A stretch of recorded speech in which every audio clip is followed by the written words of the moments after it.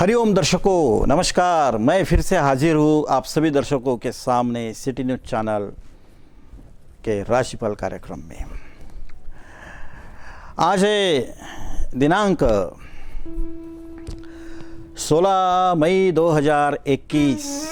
यह है वैशाख शुक्ल चतुर्थी और रविवार भी, इसलिए रविवार होने से श्री सूर्य भगवान को स्मरण करते हैं। हे सूर्य, हम आर्यवंशीय भारतवासी युगों युगों से आपका नमस्कार स्वीकार करते हैं। ओम ह्रीम सूर्याय नमः, आदित्याय नमः, ऐसा भी हम कह के सूर्य का स्वागत कर सकते हैं। आज्ञा ले सकते हैं कि आज का हम जिए या न जिए।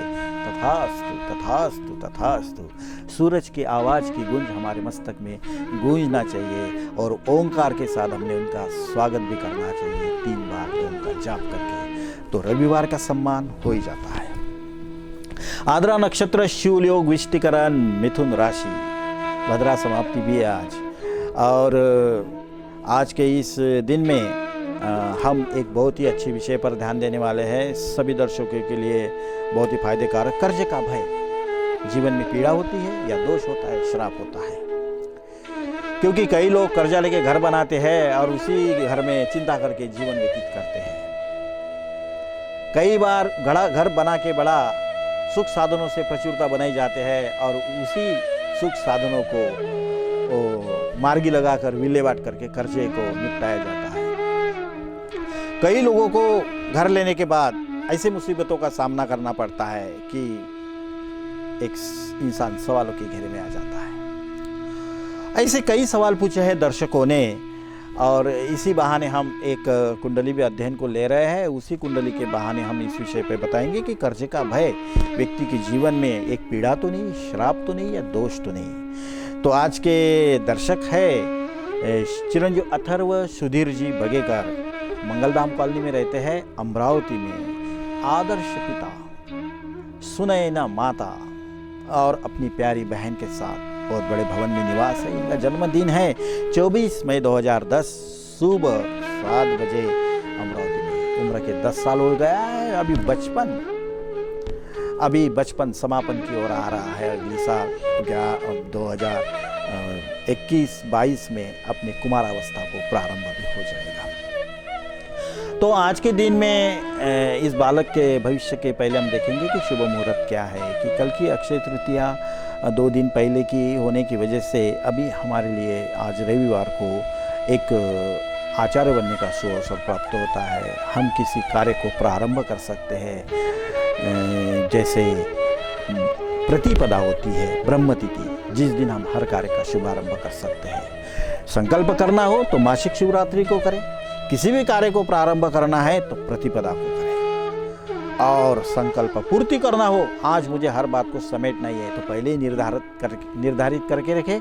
चतुर्दशी को, पूर्णिमा के पहले की चतुर्दशी को कर्म निर्धारित करके रखें और पूर्णिमा को यज्ञ करके धन्यवाद यज्ञ का समापन कर दे। तो व्यक्ति साल में 3 योगों का लाभ ले सकता है। 4 महीने का 1 योग, तो 12 माह के 3 योग हो गए। तो वो तिथियां कौन सी होती है जिस पर हम संकल्प करें मासिक शिवरात्रि की, और वो तिथियां कौन सी होती है ब्रह्म तिथियां कि जिस पर हम कार्य का प्रारंभ करें, और वो बाकी की तिथियां कौन सी होती है चतुर्दशी की जिस पर हम हमारे कार्य को समापन करें। यह अगर हम एक बार जान ले तो जैसे रविवार बाजार का दिन हमारी प्रतीक्षा करता है, शादी का मुहूर्त दूल्हे की प्रतीक्षा करता है, उसी तरह उस भाग्यशाली के स्वागत के लिए एक उसका सफलता प्रदान करने वालों का मेला लग जाएगा। ऐसी योजनाएं बनती है। तो चलो जानते हैं कि सुधीर जी के सुपुत्र अथर्व जी के भाग्य में क्या है।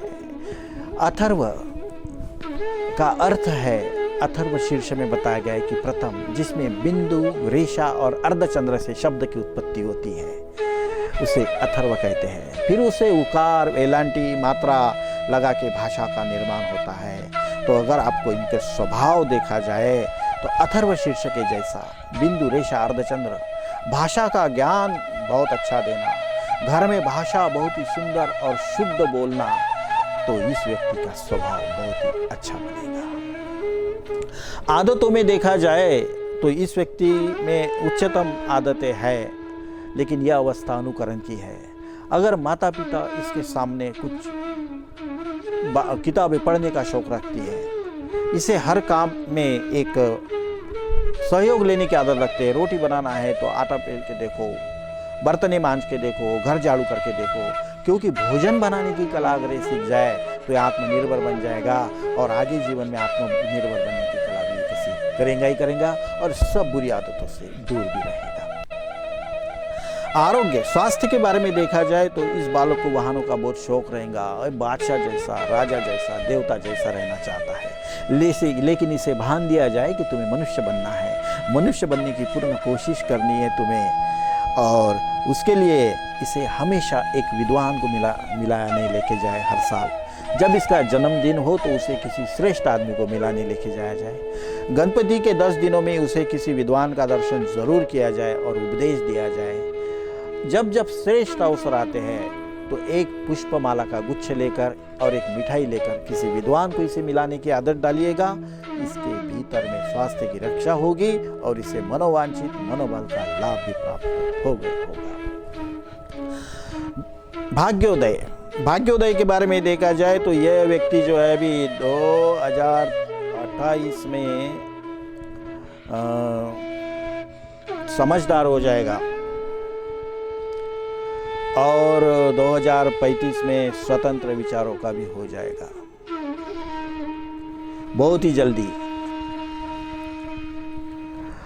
35 में स्वतंत्र विचारों का हो जाएगा, 2042 में एक कर्तृत्ववान पुरुष के रूप में भी सामने आ जाएगा। फिर 2042 के बाद अपने जीवन को खुद मूल्यांकन करके जीने की पूरी तरह से कोशिश करेगा। इसको अपने जीवन में शस्त्रों का भय है, घर में कोई सुई है, कोई कैंची है, खुला सामान घर में कहीं मत रखिएगा। लापरवाही बेपरवाही से तकलीफें होने की संभावनाएं बहुत ज़्यादा है, जिससे आँख और कान से की भी सुरक्षा होना बहुत जरूरी है। कहीं बाहर घूमने जाए तो चश्मा ज़रूर पहनिएगा, कान को ढक के रखना। गुरु नानक से एक सीख, कान क्यों ढके रहते हैं, ये इसे देना बहुत जरूरी रहेंगे कि जिससे प्रज्ञा जागृत होता है। अभी धन लाभ के बारे में इसकी कुंडली देखे जाए तो इसके पिता ने तो इसको राजा की तरह पाला है, हर इसकी कोशिश है, सपनों को पूरा करने की योजना बनाई है। लेकिन अपने बालक का उपनयन संस्कार, जैसे हम पेड़ पे आँख लगाते हैं वैसा इसका करना बहुत जरूरी है। अपने बच्चों के महत्वपूर्ण संस्कार, मुंडन संस्कार हो, उसका नामकरण संस्कार हो, उसका उपनयन संस्कार हो, हर संस्कार समय पे अगर करते हैं, धन को सम्मान देते हैं, तो आपको किसी आत्मा ने शरीर धारण करके आपके घर में जो प्रवेश किया है उसका स्वागत और सम्मान करने का लाभ प्राप्त होगा। उसके आत्मा का प्रभाव आपको सहयोग देगा, हर संकट से बचाएगा। माता पिता के लिए यह बात बहुत फायदेकारक रहेगी। इसके बाद इसके आगे की जिंदगी के बारे में देखे जाए, पढ़ाई के बारे में देखा जाए तो टेक्निकल तांत्रिक चीज़ों का इसको बहुत शौक रहेगा, जिसमें हाथ पाँव बहुत काम में लग जाते हैं। मशीन्स का experts, medical tools, instruments, dentist, दांतों का डॉक्टर हो जाए या कुछ मशीनों से खिलवाड़ हो जाए, कुछ तोड़ के नया बनाया जाए, कुछ जोड़ के नई चीज़ बनाई जाए, इस किस्म के काम में बहुत सफलता अर्जित होगी। ऐसी दिशा में ये कामों की ओर प्रवृत्त होगा। इसके शादी के बारे में बताया जाए तो थोड़ा गुप्त ही रखना अच्छा है, ये सवालों के घेरे में है और इसे हम कभी एकांत में आपको माता पिता को बताएंगे, लेकिन कोई डरने की बात नहीं है, बड़ी आनंद की बात है। इसके बाद प्रगति क्षेत्र इस लड़कों को देखा जाए तो इसको शासकीय योजनाओं से बहुत लाभ होगा। कॉन्ट्रैक्टर्स, अस्पतालों का निर्माण, ऐसे कार्य में या सेवा केंद्र, घर के बाहर पान पोई को लगाना, साल में 2 बार अन्नदान के योग प्राप्त करना, इसके भाग्य के लिए सहायक बनते हैं। मोक्ष त्रिकोण, इसको जीवन में सपोर्ट कौन कौन करेगा, इसका आत्मा का प्रभाव बहुत अच्छा है। इसको भाग्य, इसको जो प्रेरणा हो, ये जो बात करे उस पर निरीक्षण करके, उस पर चिंतन करके 24 घंटे के अंदर निर्णय लेना अच्छा रहेगा। बेकार में इसके बातों पर, इसके संकेतों पर नज़रअंदाजी करना नुकसानदायक साबित हो सकता है।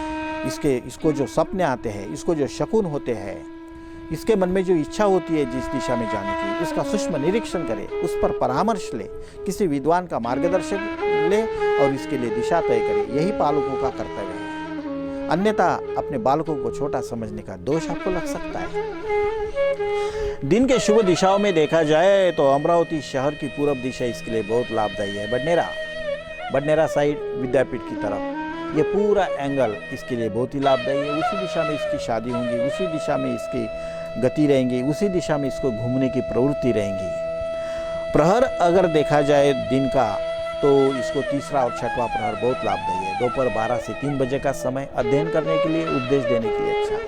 और छठवां रात को 9 बजे से 12 बजे का समय, इस दिशा में ये बहुत अच्छी एक ज्ञानार्जन कर सकता है और अपने आप को विकसित करने का माध्यम भी ढूंढ सकता है। इसको रत्न जरूर पहनाइएगा, मोती इसके गले में लॉकेट बना के पहनाइएगा। 2.5 साल के बाद उसे दान कीजिएगा। हर मोती को 2.5 साल बाद दान करते रहने से इसके मानसिक चिड़चिड़ापन की समस्याएं दूर हो जाएंगी और नया मोती पहनाने की वजह से इसको नया विचार धन भी प्राप्त होगा। साधना में अगर इसे किसी लीन करना है तो इसको सूर्योपासना, चंद्र की उपासना और तारों का दर्शन, ये तीनों भी चीजें इसको सिखानी चाहिए। क्योंकि हम धरती पे रहते हैं, ये विश्वास रख के अगर यह सूर्योपासना करते हैं, सूर्य की उपासना करना, सूर्योदय के पूर्व उठकर बाला विद्या मंत्र बोलना, दोपहर को युति का मंत्र बोलना, शाम को वृद्धा का, जो त्रिकाल संध्या में सम्मिलित है, जो त्रिकाल संध्या की दीक्षा से हमारे भीतर का परिष्कार करते हैं, वो साधना जिसमें यज्ञ पवित्र पहना जाता है, शिखा वंदन किया जाता है, पवित्रीकरण किया जाता है, वो साधना इसे सिखानी बहुत ज़रूरी है, जिससे ये अपने भीतर के सुप्त गुणों का विकास भी कर पाएगा और ज्ञान यश वैभव की उपलब्धि भी हो ही जाएगी। अगर इसे कोई उपदेश दिया जाए तो यही दे देना चाहिए कि बिना पूछे कोई बात नहीं बताना चाहिए और पूछे तो बहुत स्टैंडर्ड जवाब देना चाहिए। इसी के साथ अथर्व की कुंडली का विश्लेषण समाप्त करते हैं। मैं प्रकाश वाघ आप सभी दर्शकों से लेता हूँ अलविदा। कल होंगी आपसे फिर मुलाकात इसी वक्त इसी समय। हम आपको सिटी न्यूज़ चैनल को सब्सक्राइब करके भी देख सकते हैं। नीचे दिए हुए नंबर पर आप संपर्क कर सकते हैं, नीचे दिए हुए चैनलों पर भी आप हमें देख सकते हैं।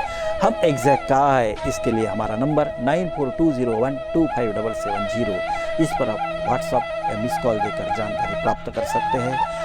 नागपुर में 6 दिन और अमरावती में 2 दिन, यही है। अपॉइंटमेंट पर ही मुलाकात होती है और आपको मार्गदर्शन टीवी पर ऑनलाइन चाहिए तो उसकी भी उपलब्धि है। हर तरह के संस्कार ऑनलाइन उपलब्ध होते हैं, उसकी स्क्रिप्ट भेजी जाती है और आपको बिल्कुल उत्तम परामर्श, सच्चा परामर्श, अंधश्रद्धा मुक्त परामर्श, अनुभवजन्य परामर्श, 25 सालों के अनुभव का सार स्वरूप आपको दिया जाएगा। आप भी आपके जीवन को एक सार्थक बनाने का सफल प्रयास हमारे प्रतिष्ठान के माध्यम से कर सकते हैं। तो दर्शकों नमस्कार, कल होंगे आपसे फिर मुलाकात। हरिओम तत्सत।